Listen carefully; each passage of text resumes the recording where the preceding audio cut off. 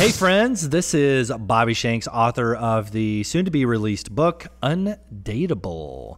So tonight it's me and the... Ooh, I got to think up something really snappy and fun to say about you. Dude, I got to tell you, you know what I'm going to say about you? I have never seen a man in my life that grows a beard as fast as you do. Really? Like that, a week ago you were shaved. That's weird to me. That does not sound like I feel like it. That's weird. I wouldn't have thought that at all. I would have thought that this was like a slow grower. Really? Yeah. I'm impressed, dude. High five. The problem I have though is that I have no idea how to maintain it. Yeah. So once it gets to a certain length, it's just let it go, shave man. Or no, I Just can't let do it that. go. I can't do that. Let it go. Let it go. Well, I was going to do something really dramatic, but I forgot the rest of the words. I mean, I'm not a teenage girl or an elementary girl. Okay, hey, before we get going, I want to share a story. Cool? Mm-hmm. So listen to this. Is this in frame? Okay, cool. Last week, I went on a date. Yeah, it was a good one. It was a good day. Actually, it was a great date. This is a first-time story I've ever. This is a first-time story. Like I can't like. Okay, let me just tell the story. I met this girl on a dating app. She doesn't know anything about me. She doesn't know my last name. She doesn't know my social media. She doesn't know what I do. She doesn't know my phone number. Nothing. She brings me this on a first date. What is it? Rowan's Creek. Oh, by the way, this girl's from Kentucky. This is basically where she's from.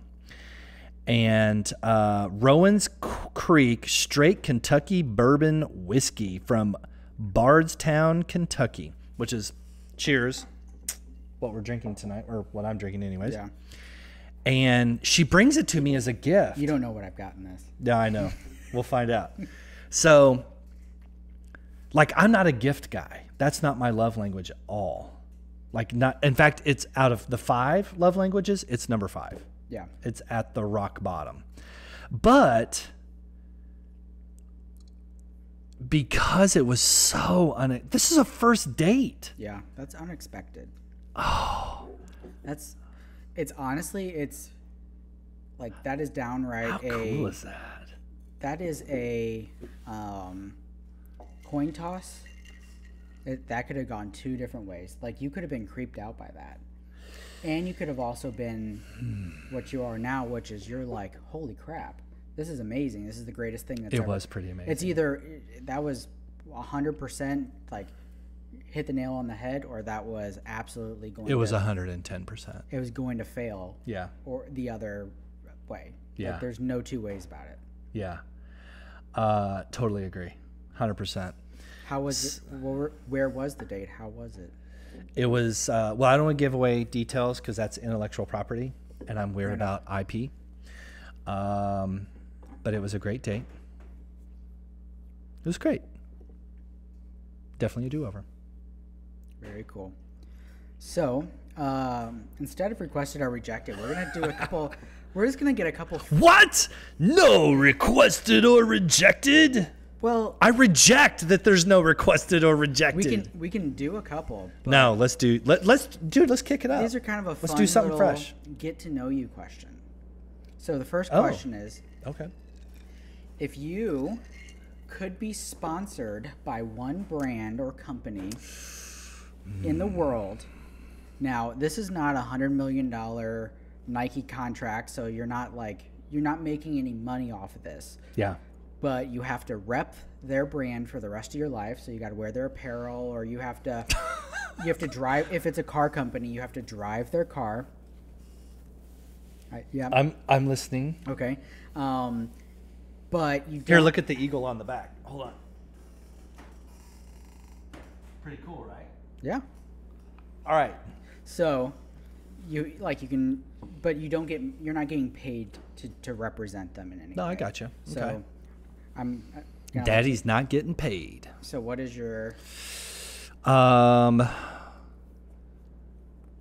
Number one would be First Form and Supplement Superstores. Very cool. Which is a St. Louis-based company. Yeah. Another podcast out there who. Andy Frisilla. Yep. And here's why. Every single time I go into Supplement Superstore, it is the most magnificent, amazing, perfect, over the top, extra mile customer service experience that I have on any retail level ever at a minimum over the last decade of my life. And it blows my mind because I have one Supplement Superstore that I always go into. Mm-hmm. They match pricing with Amazon, and that's if their price isn't already the best. Mm-hmm. But if I go to a different store like Brentwood or Fenton that I haven't been to in a while, I don't know how they do. It's like it's got to be like facial recognition or something. They know me. Like I'll walk in the store and they'll be like, "Bobby, you're looking jacked," and they like pump you. I'm like, "How in the I haven't seen you in 2 years. How do you know my name?" Yeah, that is kind of cool. It's not, every time. You might be wearing your real estate logo. Nope. Maybe that nope. pops up or something. I actually don't wear my real estate stuff to the gym. And I always go to Supplement after the gym. Very interesting. Isn't that weird? Yeah. What about you? What would you rep? Totally curious. So I'm between a couple that I can really go for. One of them's Under Armour. I love Under Armour. Yep. I just love their clothes. I love the way they fit. And it's pretty much what I wear 90% of my life anyways. So mm-hmm. if I could just go on there and get a few things for free every so often, that would be fun. Yep. Now, it really wouldn't matter that much to me, but it would just it would increase my profit margin. But Canon cameras, we shoot all of our stuff on Canon cameras. So if all this gear was essentially free, or like a B&H photo or something like that, that would kind of just make my whole profit margin increase quite substantially, because I wouldn't have to go and buy whatever I go and buy. Yeah, dude, you got a serious investment in equipment. Yeah, like every 6 months, I notice you're like leveling up. It's amazing. Well, I've kind of hit a peak though. I feel like not a peak, but I've hit a valley that's going, or a right, your plateau. Yeah, I'm plateau. Yeah, that's the right word. So the next, I've plateaued quite substantially, and it's probably not going to be a very long plateau. I really don't I'm at the point now where I don't need anything more. Mm-hmm. And everything works pretty flawlessly, so I don't necessarily need to invest in anything. But if I could go back to the start and be, sponsored by Canon or a photo and video company that would give me all this stuff, that would have completely changed the game for me. Before I announce so I created a new segment for us. Okay. So we might. Yeah, we got a whole new setup tonight. I hope people are digging this. This is Ian and I doing kind of a one-on-one here. So, this general thing, we're gonna call it first date questions. So we're gonna ask each other questions that you would ask someone else on a first date. So the audience, they're gonna get to know us a little bit, but at the same time, they're going to get a list of first date questions. Questions that they can ask on a first date themselves. All right. I actually have a funny story about something that happened on a first date recently. That's very interesting. Yeah. Are you gonna say it, or are we gonna? No, sit down? I'll wait. Okay. And to the incredible, young, wonderful redhead who got me this exquisite bottle of Rowan's Creek, cheers. Thank you. Awesome. So, what is your go-to drink at the bar? On a first date? Okay, I guess we'll answer one for, like, it's a wedding, so we're there with a +1, Yeah. and then the other one is first date. Okay. So, great question. And I'm one of those people that I definitely have a go-to drink, duh. But when I'm in a networking event, social event, charity event, first date, second date, third date, it can vary. So I'm very drink appropriate for whatever the venue is. And at least in St. Louis, a very appropriate is a beer. I fancy lagers. I do like a thick lager personally, like a shock top. If it's 100 degrees outside, I like a light lager, like a Bud Light, good old Anheuser-Busch right here in town, or a Golden Light. In the wintertime, I like Sam Adams Winter Lager. Sam Adams, their pumpkin, and I also like Blue Moon. I'm really going too far here, but Yeah, and then keep going. last I like everybody's favorite winter dark beer, and I'm drawing a blank here because I don't know, maybe I'm on camera. The Irish Dublin. So it's beer, essentially. Yeah, it'll be a beer. Gotcha. But now, if I'm on a first date and the lady orders a cocktail, I might order one. I will probably get a Maker's 46 typically. I also like Old Forester.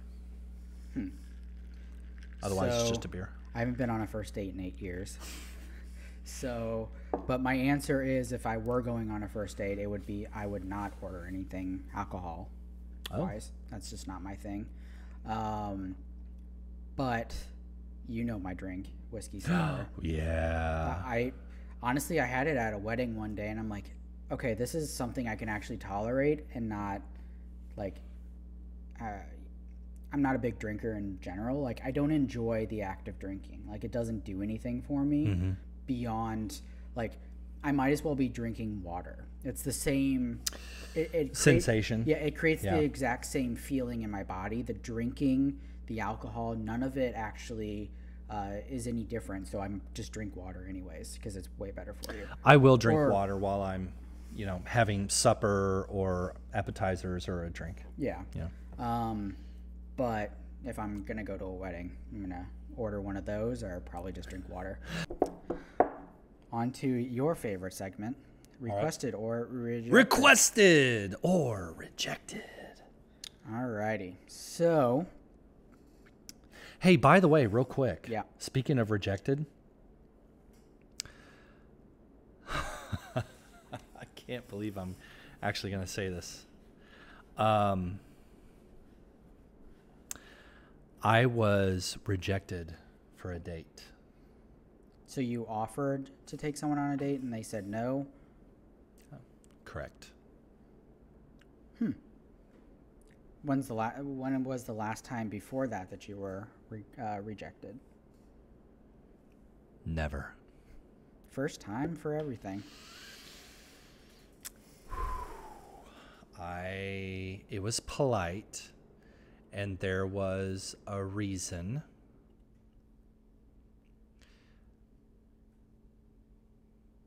It was justifiable. But yeah, this was the first time that I was rejected for more of a reason than I'm sorry I can't go out with you because I'm in a relationship. Like, there was a reason. Kind of sucked. Hey, I'm not going to go into it. Well, so how many people in your life have you rejected who have asked you on a date?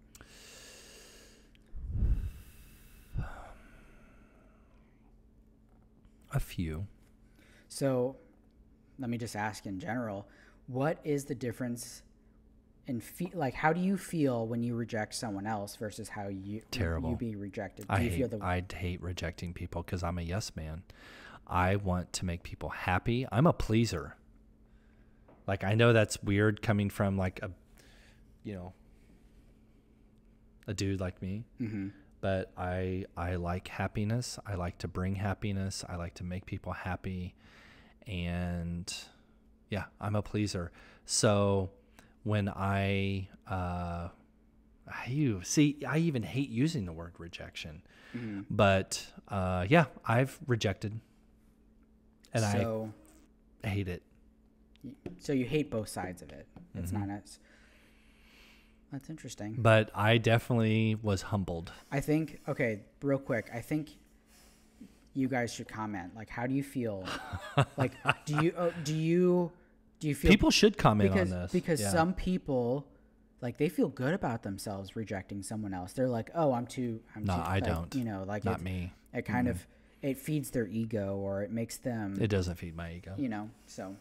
All right, so... I don't... Dude, when I'm on a dating app... and I'm swiping left on somebody, even that kind of makes me feel, because that's a human. Mm-hmm. Like, that's a real person. And they won't know who I am. Mm-hmm.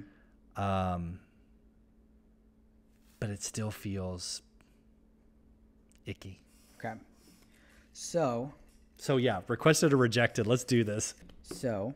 Good one. Tacky dating for the date. So, for example, or sorry, I love this one. Tacky dressing for the date. Oh, I love this one. So, for example, I'm going to use the example.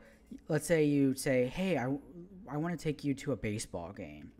And they go out and they get a glove and they have they get little eye black with the team's name on it. Yeah. And yep. They get a brand new hat. You can tell they've never had in their life. Right, because it's still got the silver sticker right here. Yeah, and then a T-shirt and the hologram. Like they go on Instagram and they're like, oh, what do you wear to whatever? Right. I would, for example, like if I was invited to a basketball game, I'm not going to go buy an NBA jersey to go to the basketball game. I'm going to show up in a T-shirt like I normally would dress. Right. Yeah. So, tacky dressing for a date. Yeah. Requested or rejected. Or I want to give another scenario because that's... Yeah, give me another scenario because I've got one I'm working on here. You're going to a winery and someone dresses or maybe brings their own bottle opener. Or they... or you're going to... a Top Golf and they bring their full bag of clubs and then they have like the full attire on and stuff like that. Yeah, they're not in date attire, they're like dressing for whatever.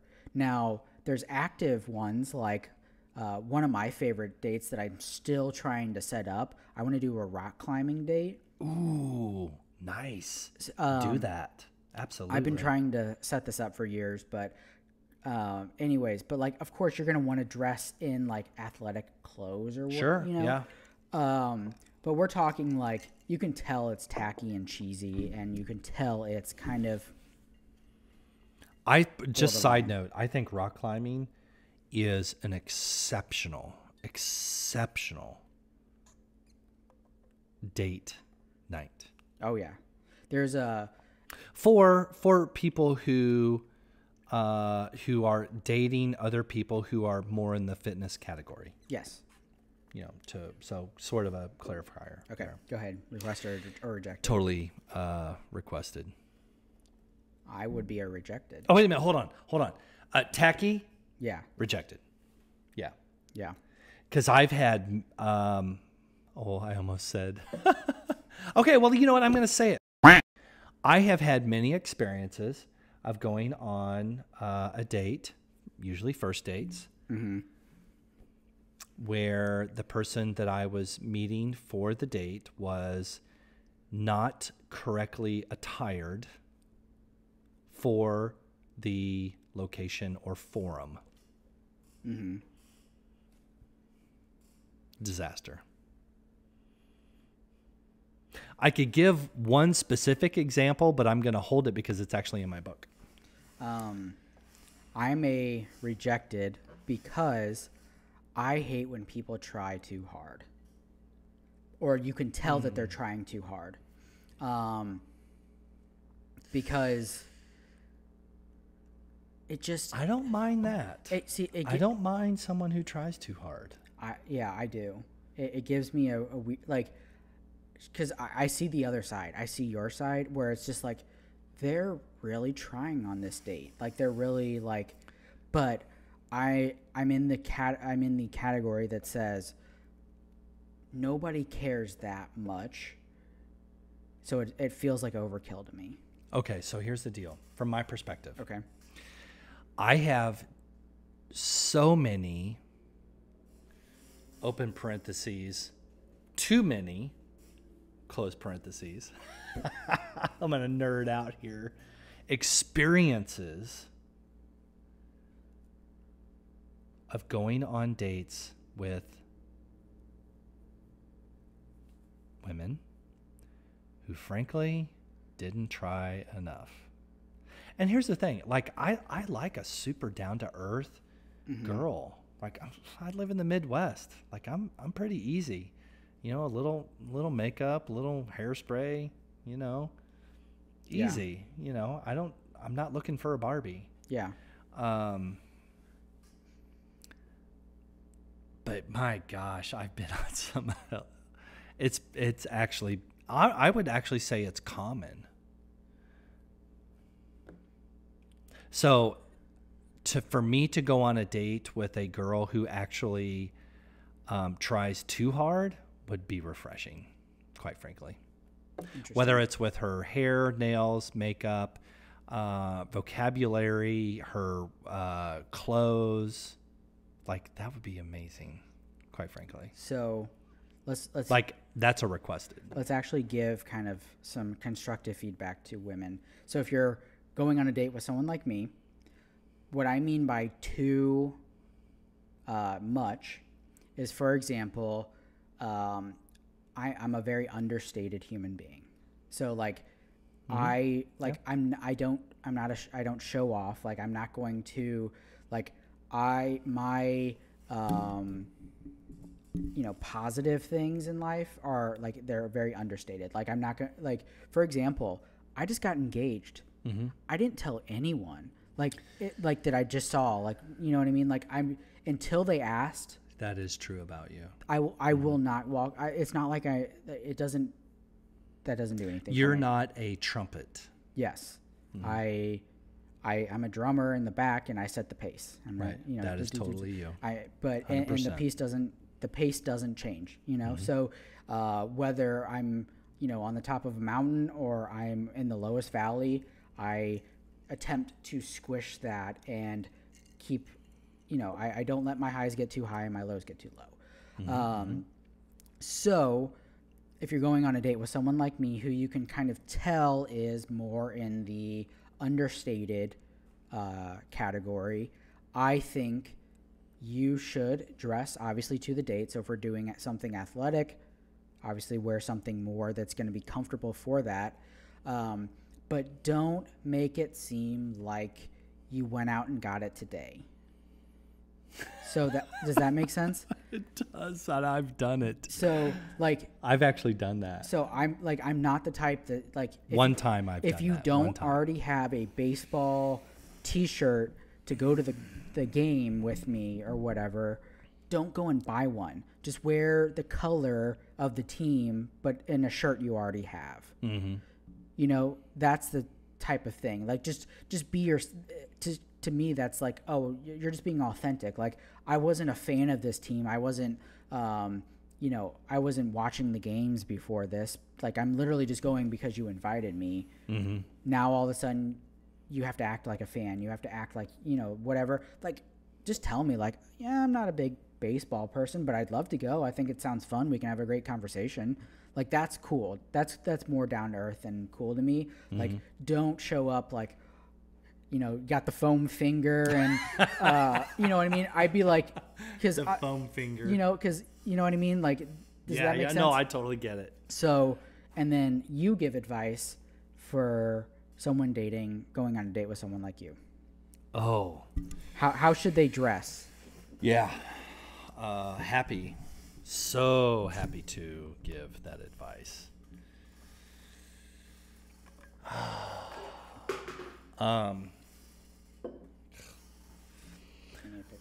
Nah. All right, so I will do my best here.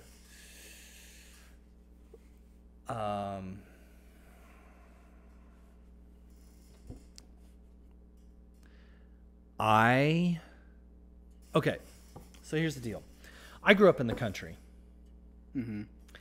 And in the country, you deal with women, at least where I'm from, with extremes. So a woman by day can be a laborer.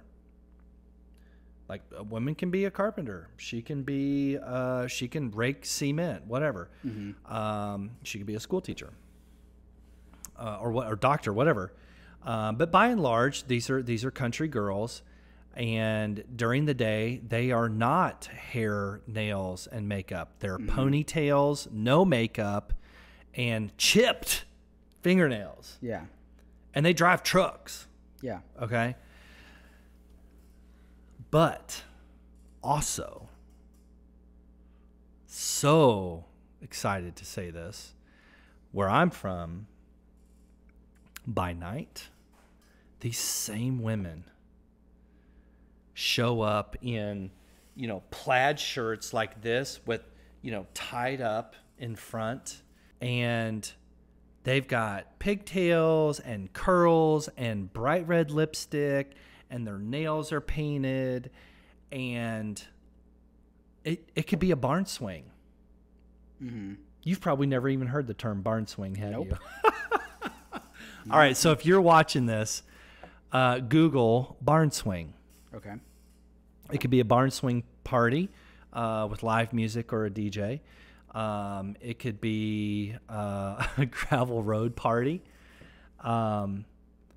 So where I'm from and what I grew up with, which I know I don't get much of around here in the metropolitan area, women go from a completely different persona from 6 a.m. to 6 p.m. Single women. So to answer your question, a gal to me that wears a sundress on a Sunday, wears shorts, you know, and I'm not saying shorts that, you know, go up their But okay, thank you. yep. But you know, shorts that show that they've got a healthy physique, and a nice shirt, whether it's a tank, a cami, a plaid, a cutoff, whatever. That's what I like. Hair, nails, red lipstick. Very I'm a interesting. guy. Girl shows up on a date with me with red lipstick on, like Wonder Woman red lipstick. I'm done. I'm the turkey's cooked. Alrighty. One last requested or rejected. All right. Dating someone you're not totally attracted to. Requested or rejected. I can answer real quick. Rejected. And we're talking about physical attraction. You know, you're not physically 100% attracted to them. Yeah. But you really enjoy their company. To me, that's a friend. Mm-hmm. Not a... So men and women, and I I feel like a broken record. I don't talk about this topic in my first book, but it's in my second book. Men and women are different on this topic. Men are a reject. Women are a let's see, which is basically like properly rated. Yeah. But dating someone for the purposes of a long-term relationship, LTR, Yeah. for women is an accepted, and for men, on the average, is a rejected. Now, for me personally,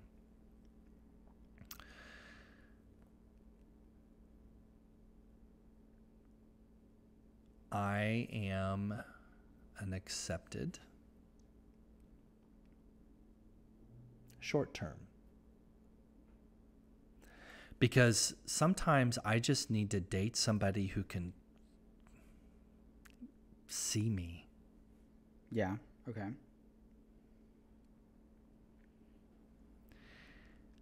And I also know enough about me that long term, I eat, I consume with my eyeballs. So here's my reasoning behind this. So essentially, I agree with you. So here's my reasoning. I don't do lying. I could not consider someone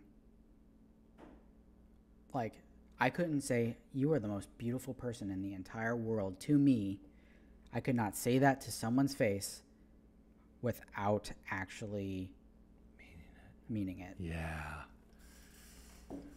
I think most men would say that. And I obviously think most men would agree. I obviously put a ring on it, and like when I say that to her, like 1 million, there's absolutely nothing in me that says that I'm lying. Yep. Like totally. I truly think she's the most beautiful person in the entire world. So that's why I'm a reject, is because I couldn't sit there and lie to myself. I couldn't lie to them or whatever. That's just not me. I have to be truthful on that. Oh, such a good topic. Alrighty, we've got one. Yeah, let's keep it rocking, man. This is the rest of the podcast. We're going to talk about this. We're actually going to take a few. We talked about it a little earlier, potentially. I don't know if we've actually really mentioned it, but Matthew McConaughey's book, Green Lights. Green Lights. Red flags, yellow flags. Yeah. Okay. Green flags. Similar to. I love it. Similar to traffic lights. The same concept, but in dating, you kind of refer to like, oh, that's a red flag, or that's a yellow flag. I got goosebumps on my arm, man. Let's do this. So we're going to talk about this, and hopefully, I think the idea behind this is, let's give some people like something to take away from this to really understand the difference between the three. Yeah, let's do it. All right, go for it. Okay, so.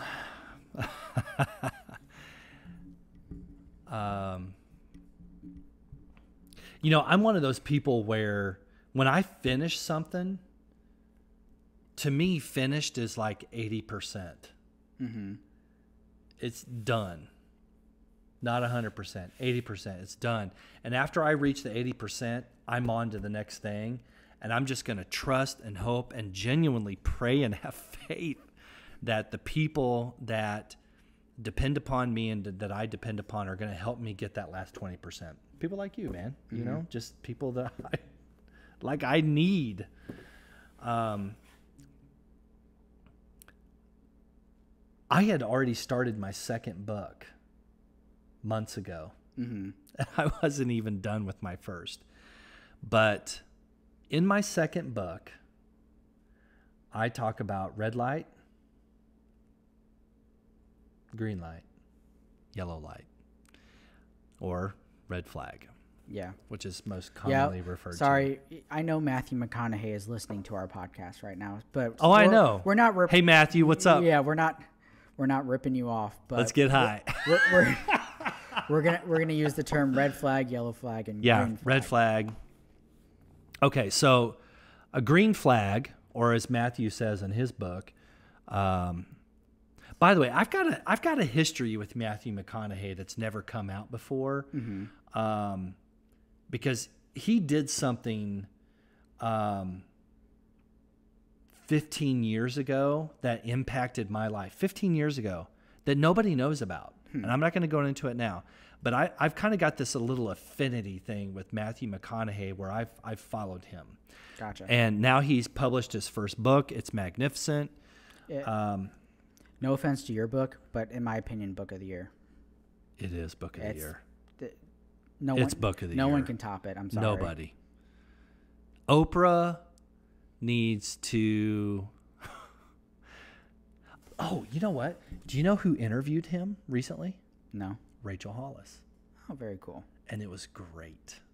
Go Google Rachel Hollis, Matthew McConaughey. It was magnificent. All right, so let's move on. Book 2. So book 1 is called Undateable. Book 2 so far is called Dateable. And I deal with green flags, yellow flags, red flags. And green flags are kind of speak for themselves. You know, I'm in love. He loves me. I love him. You know, we have this beautiful monogamous relationship, right? Just good, healthy stuff. Red flags, which people are most familiar with, are things that are noted early in a relationship, typically. Alcoholism, drug addiction, narcissism, codependency. So these are all of your BPDs from the DSM manuals, if you're following all of that stuff, which a lot of you are, according to my instant messages. But it could be other things too. Laziness. You know, one of the number one red flags that I hear from women is laziness. Yeah. Yeah. One Like of the number one, top 3 for sure. Women like a hardworking man. Well, that's our design. It's our purpose. Well, and not even just laziness, maybe lack of desire, or they don't have a help me out here. They don't have they're not taking the initiative. They're not inspired to do anything or something like that. So in book 1, I have a chapter called X-Men. And it's a chapter written just for men. And the whole premise of the entire chapter is to talk to men about their God-given, since, in my opinion, Adam and Eve, genetic design. Number 1, take initiative. It's number 1. Agreed. So, yellow flag. This is not something that people are used to hearing. This is the hard one to understand. This is the hard one. Yeah. Because this is the shades of gray. Yellow flag, right? Because it's right in the middle. So, yellow flag. Everybody knows what a green flag is. Everybody knows what a red flag is. But not everybody knows what a yellow flag is. And so in the second book, I introduced that idea of a yellow flag. And the thing about a yellow flag is it's that middle ground. It's that moment in a relationship, situationship, whichever, where you're thinking to yourself, okay, what was that? Right? It wasn't good. It wasn't bad. It was just something gray. It was something in the middle. And so I go through these series of yellow flags. They're non-gender specific to help people see them, identify them. I call it like it's the smell, right? You can smell it. So that when it occurs, you can go, oh, okay, that was a yellow flag. And once you identify the yellow flag, you can basically be aware of it. You know, and I'm sort of nerdy when it comes to numbers and stuff. So I kind of have little tickers that I, keep little tickers in my metaphorical, white paper in my head. So give us one example. Oh, I knew you were going to ask what that. a yellow flag is. Okay. Just one example. One example. So someone can go, okay, I kind of understand that, but Yeah. I need a little more. Yeah. So let me give you one example. Oh. And here's the deal. I hate to pick on dudes. Yeah. I do. But I'm a dude. We can take it, right? Right. Well, we should be able to. We can pick on our own. Pick on our own kind. So men specifically are more likely in the beginning of a relationship to exhibit extraordinary superpowers. And if anybody remembers from a previous episode from narcissism, it's called love bombing. So men come out of the gate hard, right? We're chiseled. We're ready to go. Our engines are revved. But after about, and it's funny, because we talked about this earlier, 90 days. After about 90 days, that facade, that initial, those initial green lights, those green flags, tend to subside. And so if you notice a guy who, okay, here's a very subtle example, very subtle. And this is, women aren't exempt from this either, but it's a dude thing primarily. So if you are on a first date, second date, third date, 3 months, whatever, and this guy has been extraordinary at something or several somethings. Let's say, for example, date planning. And the reason I say date planning, because it's something that I kind of pride myself on, is, planning the date, executing the date. Right. I'm not one of those guys that says, well, what do you want to do tonight? But after about 90 days, if all of a sudden that starts to curve off, that can become a yellow flag really quickly. That's a yellow flag.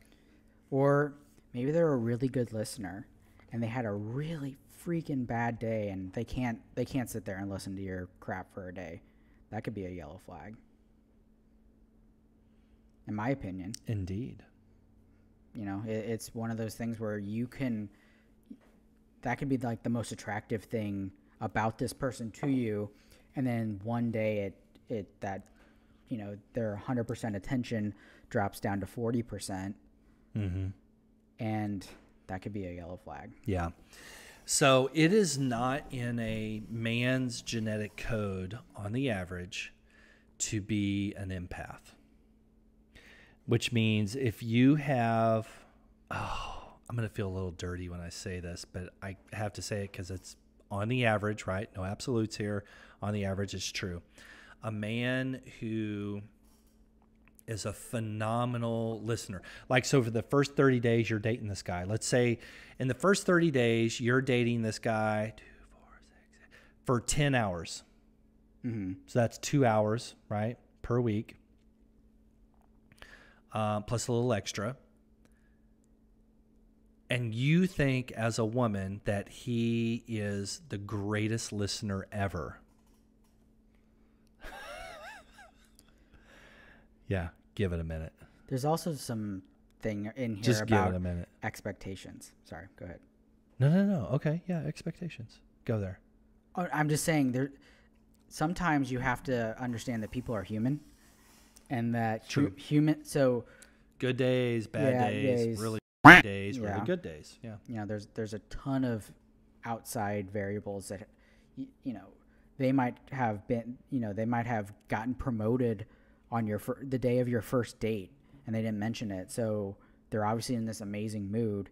Right. And then your second date rolls around and it's just another day at the job, True that. So anyways, go ahead. Yep. So quelling your expectations over time kind of will reduce the amount of yellow flags you're going to raise later on.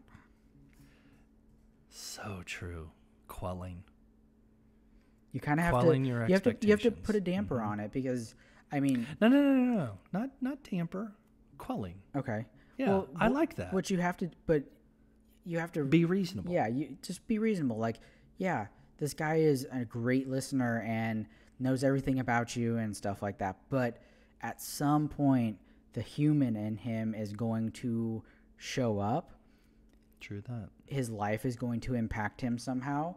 And if you have put him on such a pedestal that he can't live up to, then you're never in a million years going to feel the same way about him later on. True that. Sorry, I didn't mean to throw you off. Spot on. Next one. Well, I want to jump right in here. Are we going to talk about red flags? No. I can go all night on that. We're going to go straight to the yes, or what are those lists? The things I like about you, and then things I don't like about you, and then you compare the list. For example, pros and cons list. Oh, sweet Jesus. Why did that take? I have no idea why that took a second for me. So this I mean, this is literally talking about pros and cons lists almost. Okay. So let's say you listed out all of the green flags for this person, all the yellow, and then all the red, and there's 7 yellow, 6 Well, I can tell you green. right now. So, I mean, is there value in that or not? And that's a good requested or rejected. It is a good. So I have to ask people. What they think. For me, if I'm to the point where, oh my gosh, I can't believe I'm going to say this. So I actually have, on my phone, I have here in my notes, I have places in here with at least 2 different relationships that I've had. Mm-hmm. See what that's dated? Yeah.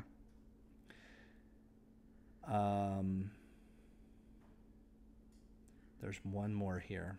Okay, you see that? Hold on. Mm-hmm. See what that's dated? Right there. Mm-hmm.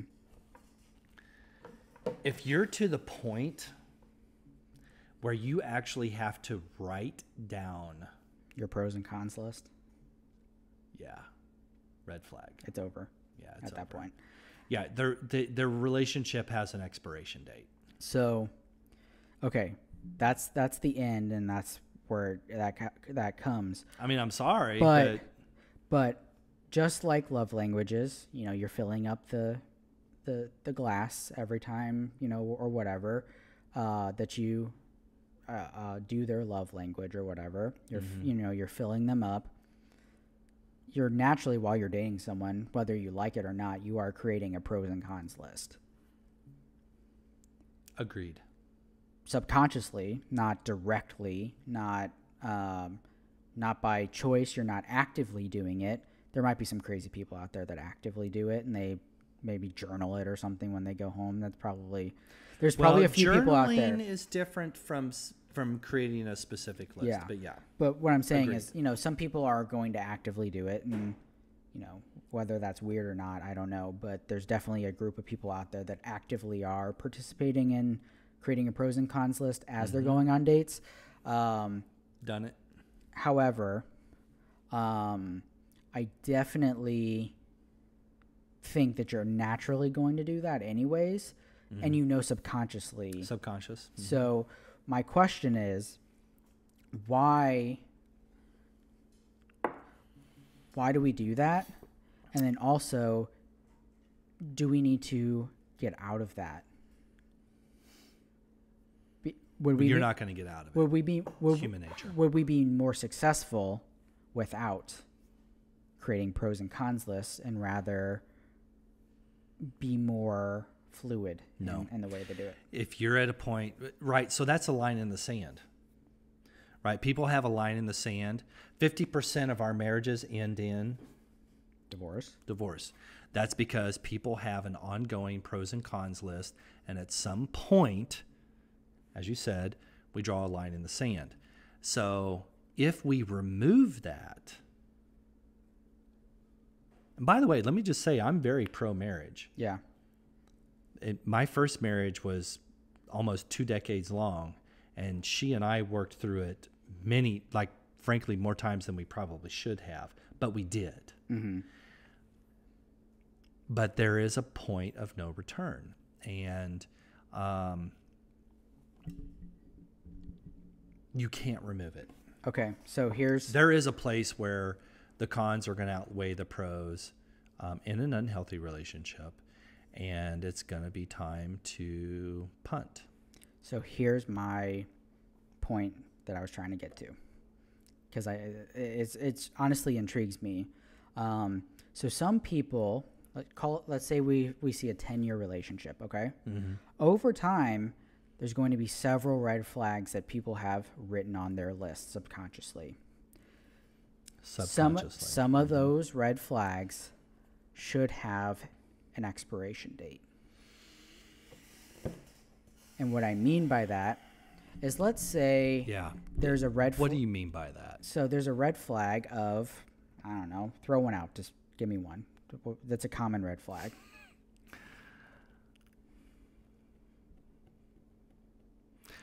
Let me make sure I understand here. Okay. Hold on. Are you saying that, so here I hold in my hand, here's this red flag. Yep. And I've developed this red flag after 1 year. Mm-hmm. But I have to decide as an individual that I'm willing, that after a certain amount of time, X, okay, that I'm going to take this red flag and I'm going to let it go. And at that point in time, I accept it. No. What I'm saying is that... Because that I agree with. So what I'm saying, similarly, not exactly. So you don't have to decide. So let's say your red flag is the way he acts around his brother. So, okay. So in year 1, that annoys the crap out of you. But maybe by year 9 or 10, it's just how he acts around his brother. Mm-hmm. Everything else about him is great. I love him. He takes care of me. So there's a point of acceptance. Yeah, there's a point of acceptance. And a lot of people don't let them go. They build up a red flag list that's a mile long, but half of the red flags happened in the first 6 months of them dating. Yeah. And by year 10, half of that crap has no relevance, but they still hang on to it. Resentment is the mothership of all divorces, relationship failure. Yeah. Business, personal, intimacy, parents and children, resentment. It is the lowest common denominator. Mm-hmm. Resentment is the devil's magic sauce. So I mean that. The cure for resentment is either understanding that the red flag that is 10 years old now. Yeah, at some point you gotta let that shit go. So if you literally wrote it out. So, okay, when the red flag pops up, think of you've been dating for 3 months. He takes you and you go out to dinner at Texas Roadhouse with his family.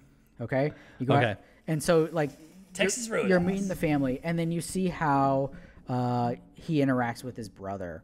And that just drives the crap out of you. That's a big red flag. You don't have to decide after you create that red flag that, oh, okay, you know what? In 8 years, there's an expiration date on this red flag. Right.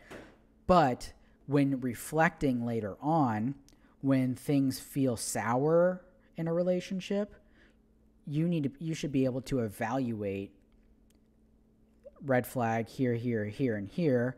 You know what? I've actually grown to accept that, and that's okay. Right. They become yellow flags. They're no longer red flags. Or you know what? Maybe I realize now that that's just how him and his brother grew up. So, you know what? Boys will be boys. You know what? That's okay. And now it becomes a green flag. But if you consistently just keep it in that category and you just let them build up and build up and build up, you're destined to failure. Your relationship is destined for failure because you're not reevaluating the red flags over time. Agreed. It's like a teeter-totter. You know, you can stack a 1 milligram weight, if you remember from 8th grade science class, on one end of the teeter-totter, the high end, right? So up here. But if you keep stacking those 1 milligram weights, as you pointed out, over 10 years, it's going to tip the other direction eventually. It's going to tip. Now, if you go up to those weights and you're like, you know what, I can take this one off. Or Exactly. Or there is a 50-pound weight that's on the other end, a green flag, that I can put over there and offset Good it. point. Such a good point. And my point is, yeah, maybe it's annoying as crap how let's say you hate how he is about his job. Like his job is overwhelming. But guess what? You love that when he's done with his job, he takes off his tie and he is like fully devoted to you. Those two offset each other. Agreed. Well, not only do they offset each other, I would argue, happily debate, in fact, that a green flag of the same size as a red flag has 4 times the mass. It should. It's a 4 to 1. It should, and a lot of people, when they do pros and cons list, they add them up at the end, and they're like, oh, there's 14 pros and there's 17 cons. Yeah. Well, obviously this is done, but yeah, so they're counting rather than weighing. Yeah, where yes, 10 out of those 14 pros might be the greatest things that's ever happened to you in your entire life, and those 17 cons are so small and insignificant that... You know, okay, so let me interject. And speaking from experience, it's not just about count versus mass. If you have one green flag a month and it's dense, it's heavy, let's say it's 5 pounds, right? Because we're doing all these metaphors tonight, apparently. when is there not a metaphor? We're nerding out here. When is there not a metaphor on this show? So let's say that this green flag happens once a month and it's 5 pounds. But there's 1/4 pound red flags every day.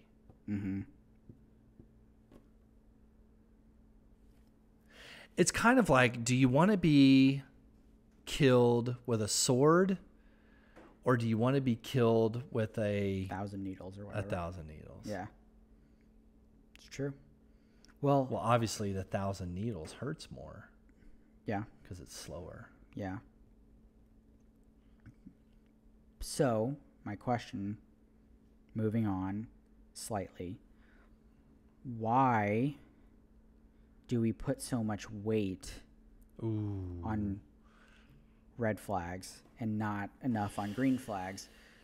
as a human being? Why? So why do I red have the flags? answer to that. Why do red That's an easy flags answer. stick out like a sore thumb, and green flags are, might as well just keep going. No, nothing new to see here. So why are people constantly looking for red flags? I know the answer. And they don't even stop to recognize the green flags. Yeah, here's the reason why.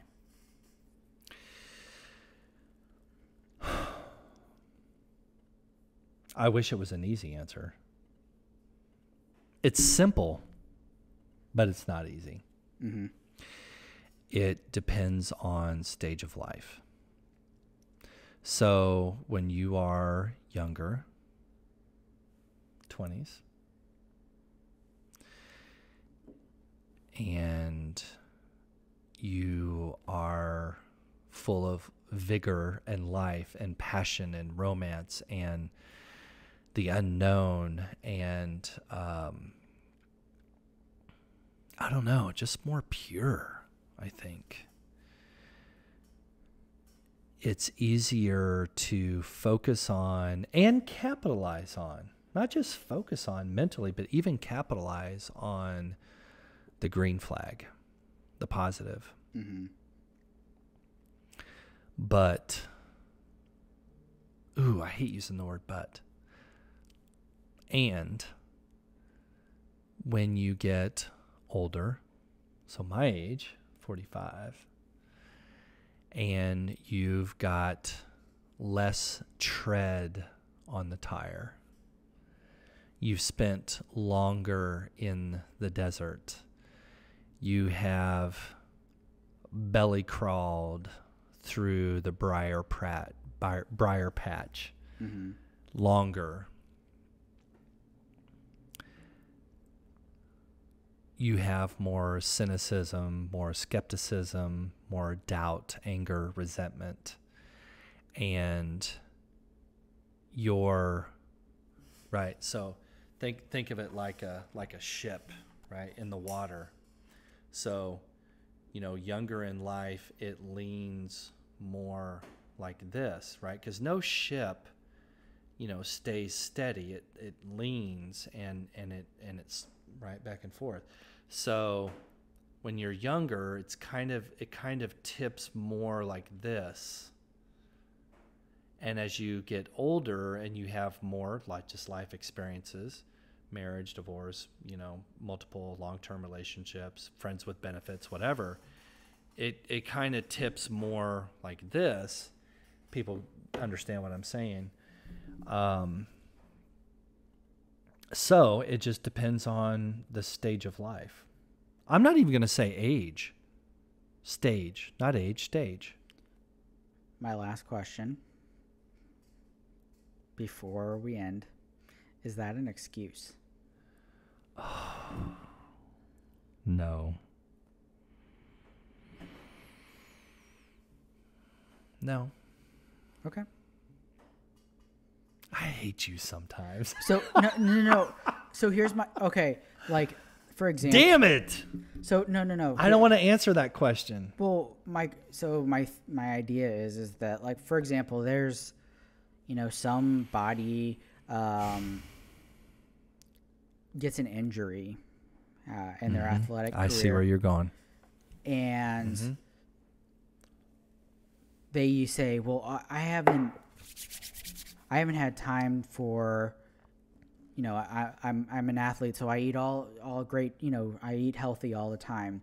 And now, this is my excuse now to eat whatever the heck I want, because I can't work out anyways, So like Charles Barkley. So the basketball. Yeah. Oh my God. So that's what I'm saying is, like, he's using an external thing. In your example, it's age, it's relationships, it's history and stuff like that. In his example, it's his injury. He's using that as the reason for his actions. Not an excuse.